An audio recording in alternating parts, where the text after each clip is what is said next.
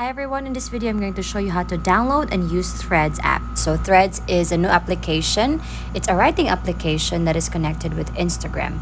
So all you have to do is to go to your App Store or your Play Store and download Threads and Instagram app. Once you have downloaded it, tap open. So for you to sign up, you need to log in this with your any Instagram account. So just choose an Instagram account that you wish it to connect to, and then you have here your profile. You can customize your profile on Thread, and then you can also choose whether to set it on public or private profile. Once you're done, then tap next.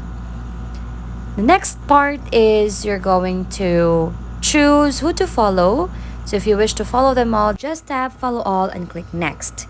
Now in this page, you'll be able to see the information on how Thread works, which is a part of Instagram platform, and probably they will use your threads and Instagram information to personalize ads and other experiences across Threads and Instagram.